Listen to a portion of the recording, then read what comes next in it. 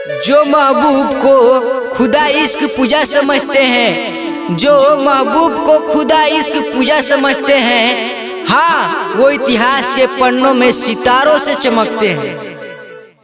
छिपाए रखा था सीने में तुझे दिल की तरह हमने, छिपाए रखा था सीने में तुझे दिल की तरह हमने, हाँ ले गए सीना फाड़ के ले जाने वाले तुझको।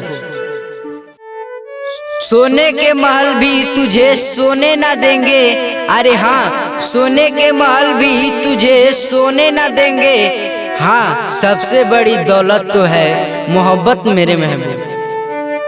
तमाम जिंदगी खुशियाँ गिरवी रख ले तकदीरें, तमाम जिंदगी की खुशियाँ गिरवी रख ले तकदीरें, मेरे महबूब की मोहब्बत ना छीनना मुझसे।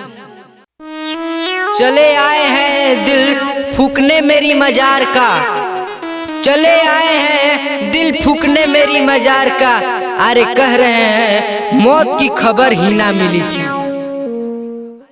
मतलब की दुनिया में तेरा भी नाम है प्यारे, अरे हाँ मतलब की दुनिया में तेरा भी नाम है प्यारे, बहुत नाम था हमारा अब बदनाम है प्यारे।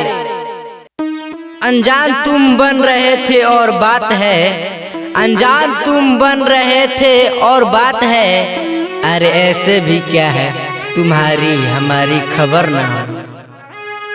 क्यों छुपाती अरे साली जी राज की बात, क्यों छुपाती अरे साली जी राज की बात, हाँ लूटो मजा जवानी का आज सारी रात। वो लड़कपन के थे दिन और यह जवानी की बहार, वो लड़कपन के थे दिन और यह जवानी की बहार, हाँ पहले भी रुख पे तुम्हारे दिल था मगर कातिल ना था। आज क्यों हिचकियाई दिल नसाद मुझे, आज क्यों हिचकियाई दिल नसाद मुझे, हाँ शायद उस शौक ने भूल से किया याद मुझे।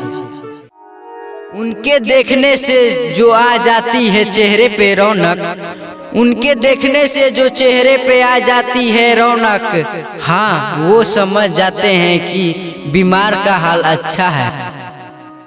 जो इश्क ने बख्शी है हकीकत की जिंदगी है, जो इश्क ने बख्शी है हकीकत की जिंदगी है, अरे जो पहले गुजरी वो जिंदगी नहीं। गमे मुहब्बत में हमें, गमे मुहब्बत में हमें गर फुर्सत मिली तो आशियाना तुम्हारा जरूर देखेंगे।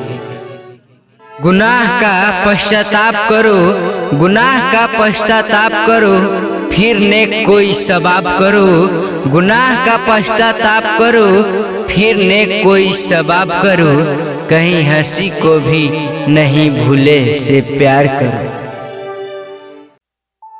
तेरी यादों के उजालों के संग संग चल रहे हैं, तेरी यादों के उजालों के संग संग चल रहे हैं, गिरते हुए संभलते हुए लम्हे लम्हे गुजर रहे हैं। मेरे महबूब में खुदा सी यूं हर खासियत थी, मेरे महबूब में खुदा सी यूं हर खासियत थी, पर दिल में मोहब्बत की जरा जगह न थी।